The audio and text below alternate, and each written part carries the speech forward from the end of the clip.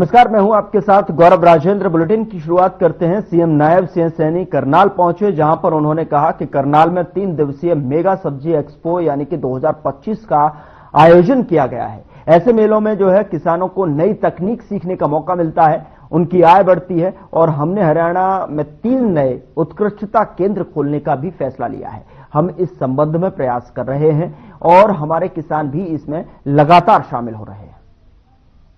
देखिए, ये 3 दिवसीय जो ग्रांडा उत्कृष्टता केंद्र पर मेगा सब्जी एक्सपो का आयोजन हुआ है।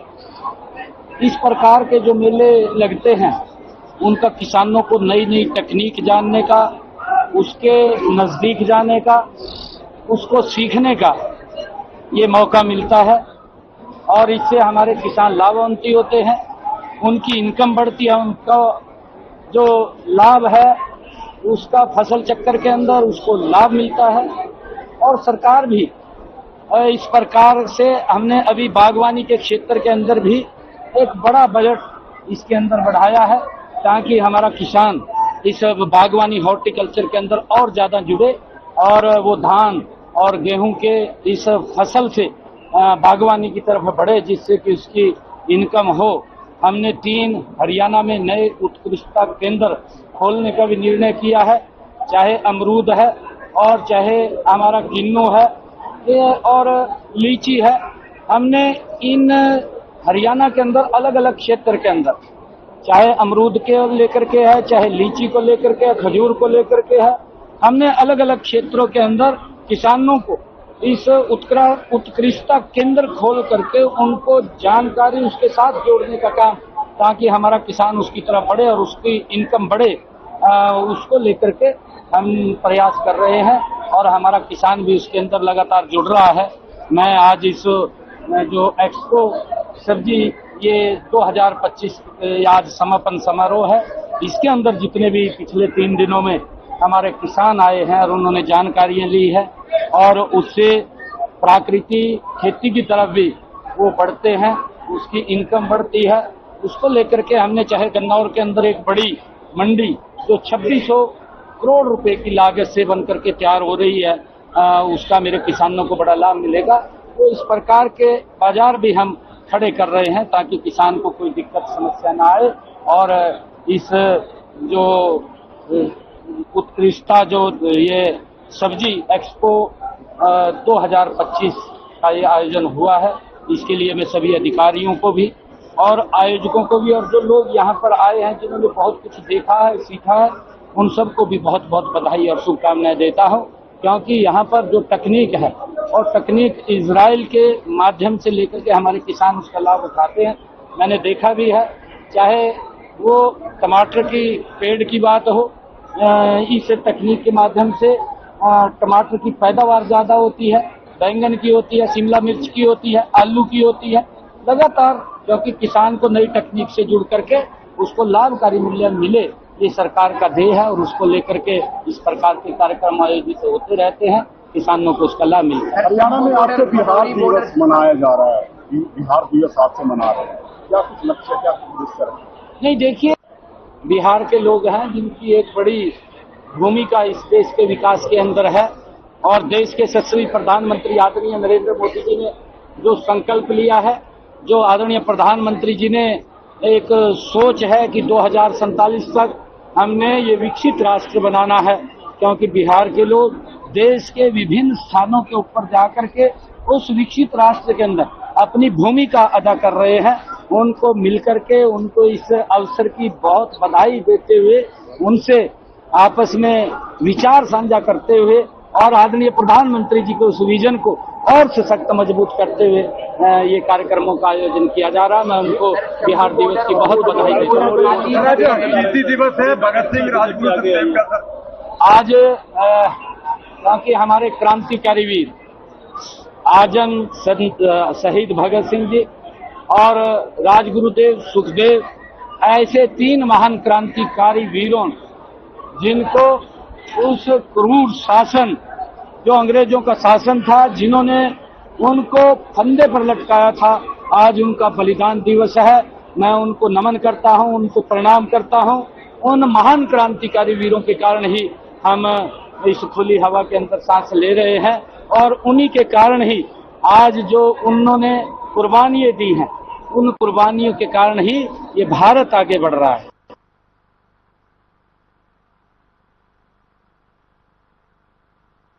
शहीद दिवस पर सीएम नायब सिंह सैनी ने शहीद भगत सिंह, सुखदेव और राजगुरु को नमन कर श्रद्धांजलि अर्पित की है। सीएम सैनी ने कहा कि जिन्हें देश की आजादी के लिए अपना सर्वस्व बलिदान दिया, उन शहीदों को कोटि कोटि नमन करता हूं। भगत सिंह, सुखदेव, राजगुरु को नमन करते हुए उन्होंने अपने श्रद्धांजलि अर्पित की है और उनको याद किया है। शहीद दिवस पर सीएम सैनी ने श्रद्धांजलि देते हुए भगत सिंह, सुखदेव, राजगुरु को याद करते हुए, नमन करते हुए श्रद्धांजलि अर्पित की है। उन्होंने कहा कि मैं कोटि कोटि नमन करता हूं जिन्होंने देश की आजादी के लिए अपना सर्वस्व बलिदान कर दिया।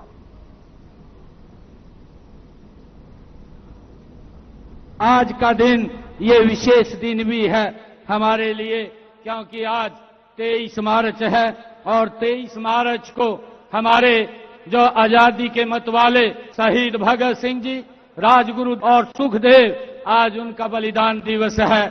जिन महापुरुषों के कारण आज हम इस खुली हवा में सांस ले रहे हैं, जिन्होंने इस भारत भूमि के लिए अपने आप को कुर्बान किया है, ऐसे महापुरुष, ऐसी क्रांतिकारी वीरों का आज बलिदान दिवस है। आज इस 11वें मेगा सब्जी एक्सपो मेले के अवसर पर मैं उनको भी नमन करता हूं।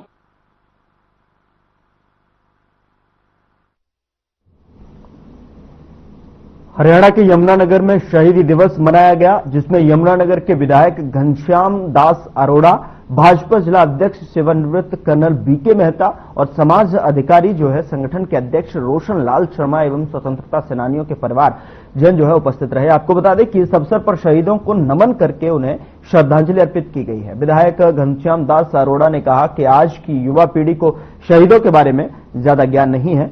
शहीदों की याद लोगों के दिलों में बनी रहे, उनके बताए रास्तों पर जो है हम चलते रहे, यही आज सभी को संकल्प लेना चाहिए।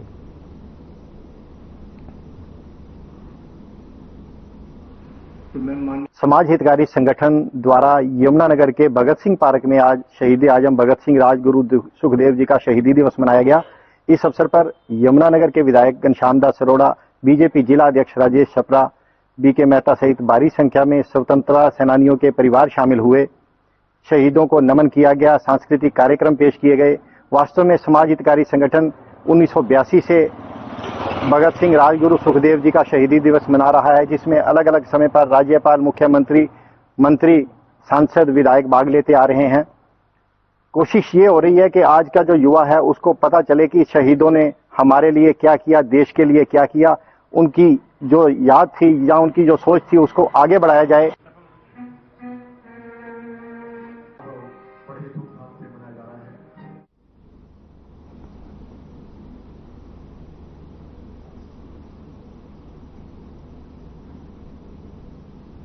फरीदाबाद के बल्लभगढ़ शहीद राजा नाहर सिंह पार्क में शहीदी स्मारक पर जो है शहीद आजम भगत सिंह, राजगुरु एवं सुखदेव को श्रद्धांजलि अर्पित की गई और पूर्व कैबिनेट मंत्री और विधायक पंडित मूलचंद शर्मा के बड़े भाई टीपरचंद शर्मा, पार्षदगण और भारतीय जाट सभा के प्रधान सुभाष चौधरी और पदाधिकारी के गणमान्य शहरवासी मौजूद रहे। आपको बता दें कि वहीं पूर्व कैबिनेट मंत्री के बड़े भाई टीपरचंद शर्मा ने कहा कि 23 मार्च 1931 को लाहौर जेल में इन सभी देशभक्तों को फांसी की सजा दी गई थी और उन्होंने देश के प्रेम में हंसते हंसते मौत को गले लगा लिया था। उन्होंने ऐसे अमर शहीदों को नमन, वंदन और श्रद्धा सुमन अर्पित किया।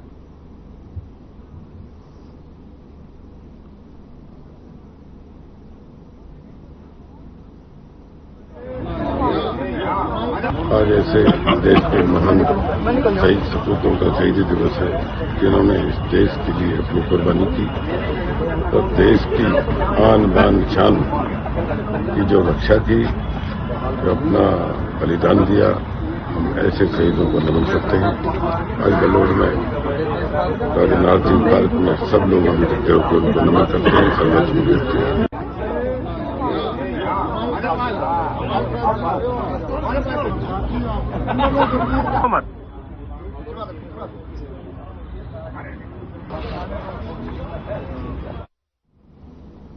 उधर उपमंडल होटल में शहीद दिवस के मौके पर Jeet fitness gym and nutrition point ने जो है 5वां रक्तदान शिविर लगाया गया और आपको बता दें कि जिसमें 61 यूनिट रक्त जो है एकत्रित किया गया और इस मौके पर रक्तदाताओं को हेलमेट वितरित कर सुरक्षा का भी संदेश दिया गया। युवाओं ने शहीदों की प्रतिमा के समक्ष दीप प्रज्वलित कर रक्तदान शिविर का शुभारंभ किया और टीम के प्रधान लखपत यदुवंशी ने बताया कि उनकी युवा टीम 5 वर्षों से शहीद दिवस के मौके पर रक्तदान शिविर लगाती है।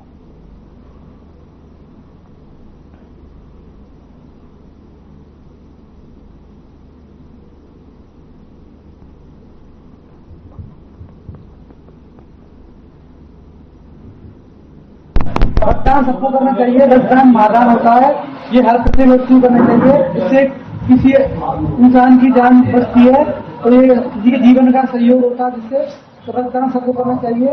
और इसलिए हम शहीदी दिवस पे कहना चाहिए कि सबको रक्तदान करना चाहिए। रक्तदान महादान का एक नारा होता है, तो रक्तदान महादान होता है, तो आप रक्तदान कीजिए। जीत न्यूट्रिशन और जीत फिटनेस जिम की तरफ से हमने एक छोटा सा सिविल कैंप लगाया है ब्लड डोनेशन का। इसमें मेरे सभी प्यारे भाइयों और बहनों ने पूरा सहयोग दिया है। और 23 मार्च में इसके शहीदी दिवस के कारण भगत सिंह, सुखदेव, राजगुरु, उनकी याद में हमने एक ब्लड डोनेशन कैंप लगाया है, जिसमें मेरे सभी बड़े भाइयों और छोटे भाइयों ने पूरा सहयोग किया है। उसमें हमने 40 से 50 यूनिट ब्लड डोनेशन किया है और ज्यादा से ज्यादा संख्या में लोग पहुंचकर भैया जो भी है अपना भाईचारे की तरफ से इसका सहयोग करें।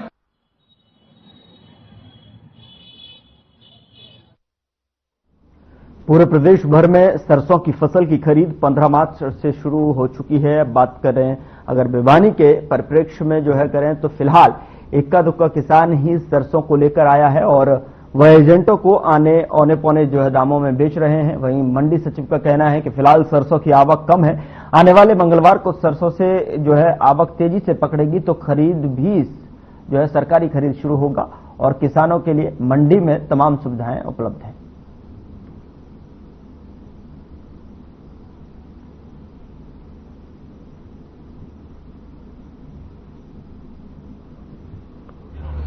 क्या सरकार की जो नीतियां हैं, ये व्यापारी हटाने की नीतियां हैं, इसके खिलाफ मतलब हमारे ऊपर इतनी शर्तें थोपी जा रही हैं, उन शर्तों को हम भरपाई नहीं कर पा रहे। जैसे हमारे पास 25 लाख रुपए सिक्योरिटी, मकान की रजिस्ट्री, 2 ब्लैंक चेक, ये आप जमा कराओ। जब आपको हैंडलिंग एजेंट मतलब लेबर कॉन्ट्रैक्टर ठेकेदार बना के हमारे को न कि आड़ती, कभी 25 लाख रुपए जमा करा के हमारे को आड़ती का दर्जा नहीं मिल रहा, हमें तो एक ठेकेदार और मजदूर का दर्जा मिल रहा है और वो राशि हमारे को 3-4 महीने बाद वापस मिलती है। हम ये राशि अमाउंट भरने के लिए तैयार नहीं है किसी भी सूरत में।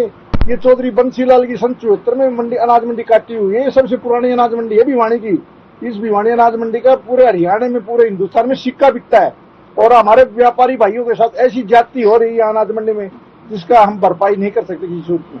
भिवानी में जैसे हरियाणा, पूरे हरियाणा के देखे जाए तो साउथ हरियाणा के अंदर सरसों की अराइवल जल्दी हो जाती है और हमारे इस डिस्ट्रिक्ट में थोड़ी सी लेट होती है।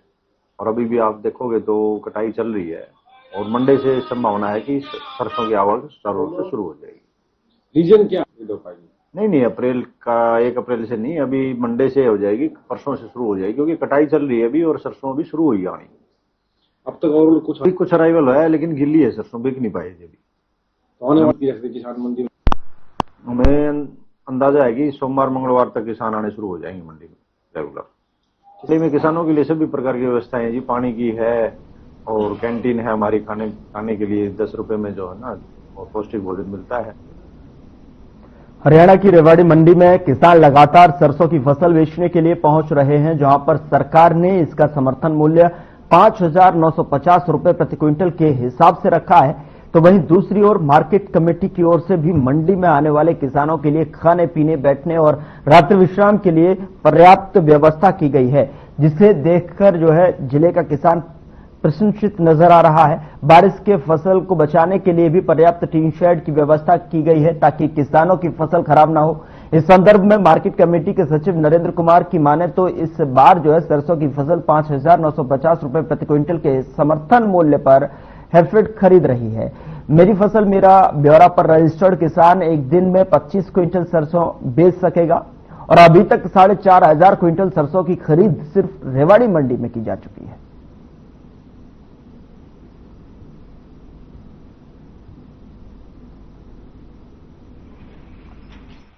मंडी में 15 मार्च से जो है वो खरीद शुरू हो गई थी।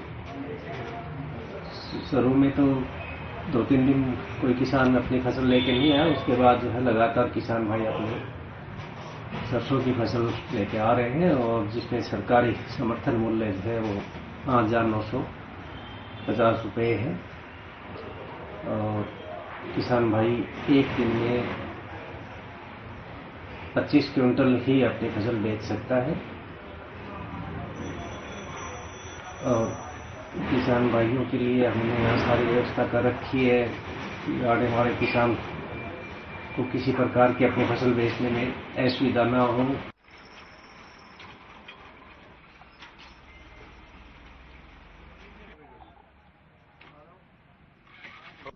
उधर महेंद्रगढ़ की सतनाली रोड पर कॉलोनी निवासी सचिन ने graduate aptitude test for engineering यानी कि गेट 2025 में ऑल इंडिया की 8वीं रैंक हासिल कर क्षेत्र का नाम रोशन किया है।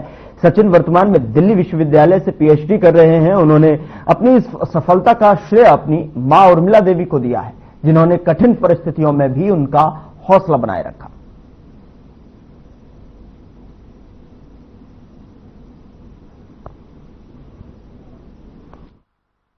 बहुत खुशी का माहौल है जी, बहुत अच्छी है। सब परिवार बड़े खुश हैं। पढ़ाई का तो हमें पता ही नहीं जी, हम तो सोते थे उस समय लगा रहता था, उठते तब भी लगा रहता था और मेन रोल तो इसकी मम्मी का ही है, जिन्होंने विकट परिस्थितियों में भी मतलब इतनी मेहनत करके अपने बच्चे को पढ़ाया।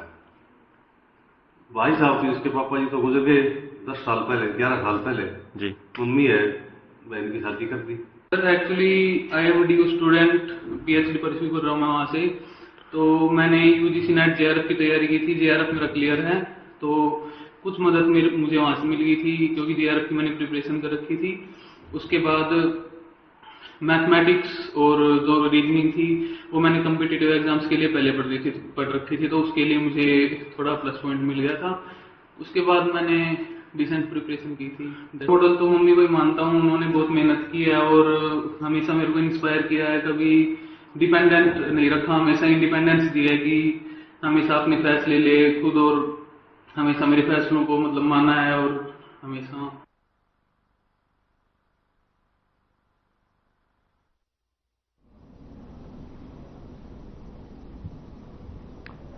खबर नौहर से है, जहां पर स्थानीय राजकीय उप जिला चिकित्सालय के जनरल सर्जन डॉक्टर जयपाल छिम्मा की बेहतरीन चिकित्सा सेवाओं का लाभ मरीजों को निरंतर मिल रहा है। डॉक्टर जयपाल छिम्मा ने अपनी टीम के सहयोग से महिला की गर्भाशय से जो है 11 किलो वजनी रसौली निकालकर मरीज को राहत पहुंचाई है। तो वहीं मरीज के खून की कमी के चलते पहले उन्हें 3 यूनिट रक्त जो है चढ़ाया गया और फिर ऑपरेशन कर 11 किलो वजन से अधिक की रसौली निकाली गई है, जिसकी लंबाई करीब 18 गुणा 14 सेंटीमीटर को करीब यानी कि 1.5 घंटे की मशक्कत के बाद निकाला गया। ऑपरेशन के बाद विमला देवी स्वस्थ है।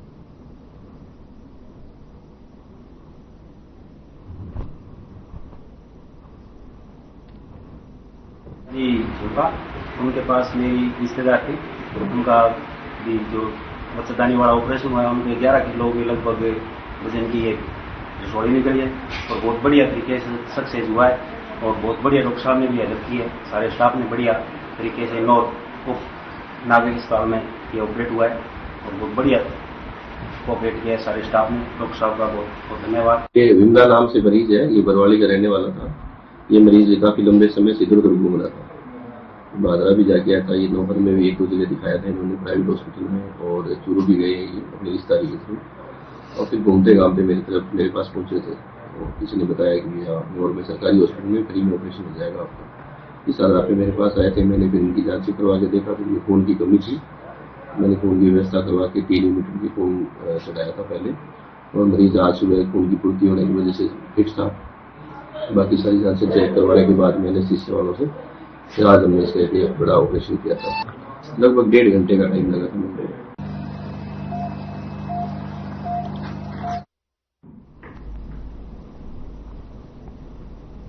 हरियाणा के मुख्य सचिव अनुराग रस्तोगी ने प्रदेश में और अधिक व्यापार अनुकूल परिवेश को बढ़ावा देने के लिए अनुपालन बोझ और विनियमन को जो है कम करने पर बल दिया है। तो वहीं ईज ऑफ डूइंग बिजनेस के तहत अनुपालन बोझ और विनियमन को भी कम करने से संबंधित एक कार्यशाला में बोलते हुए उन्होंने केंद्रीय कैबिनेट सचिवालय में ईज ऑफ डूइंग बिजनेस प्रकोष्ठ बनाने का स्वागत करते हुए कहा कि इसका उद्देश्य सभी राज्यों को शामिल करके औद्योगिक क्षेत्र को मजबूत करना और उद्यमशीलता के अवसरों को बढ़ाना है। मुख्य सचिव ने वर्ष 2047 तक $1 ट्रिलियन की अर्थव्यवस्था हासिल करने के महत्वाकांक्षी विजन का जो है उल्लेख करते हुए कहा कि इस तरह की प्रमुख जो है पहल आर्थिक विकास और निवेश प्रोत्साहन के लिए बेहद महत्वपूर्ण है। यह कार्यशाला हरियाणा के औद्योगिक विकास को बढ़ाने और राज्य में व्यापार संचालन को सुव्यवस्थित करने के लिए किए जा रहे प्रयासों की कड़ी में एक महत्वपूर्ण कदम है।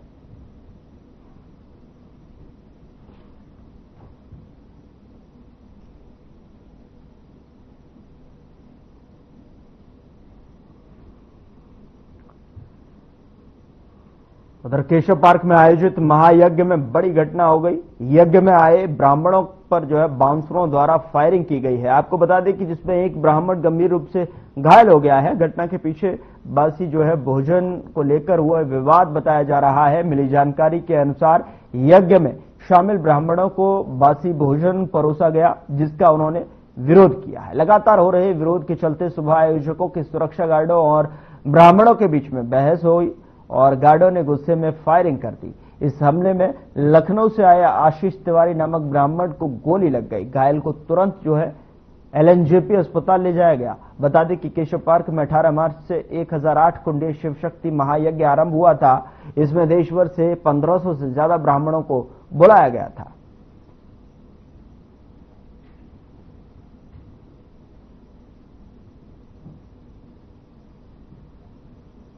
ब्राह्मण जी ने गोली मारी, उसकी जान चली जाएगी क्या? कौन जवाब देगा?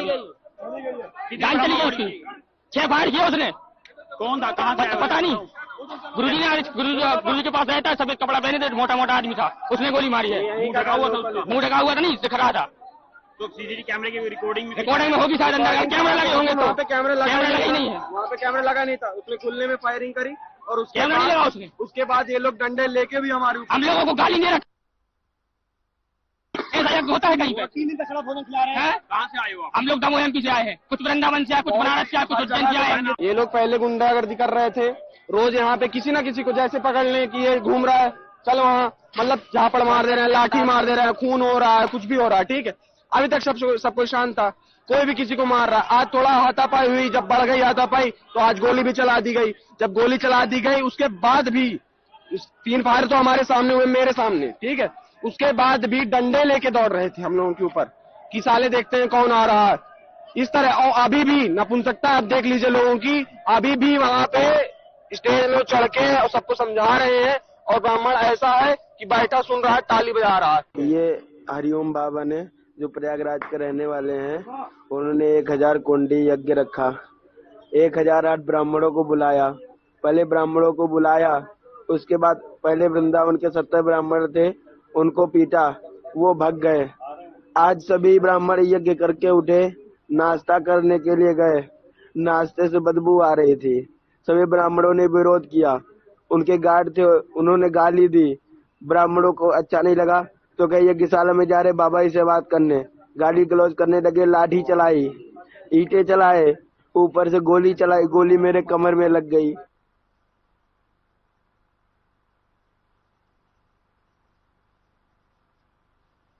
कैथल और कुरुक्षेत्र पुलिस की संयुक्त टीम ने कैथल में भ्रूण की अवैध लिंग जांच करने वाले गिरोह का भंडाफोड़ कर दिया है। आपको बता दें कि मामले में एक आरोपी को अल्ट्रासाउंड मशीन और 30,000 रुपए नगद के साथ गिरफ्तार किया गया है। आरोपी की पहचान गांव मानस तिवारी जो है निवासी जो है ऋषिपाल के रूप में हुई है। इस संबंध में जो है पुलिस को लगातार शिकायतें मिल रही थी। फिलहाल बुलेटिन में इतना ही। नमस्कार।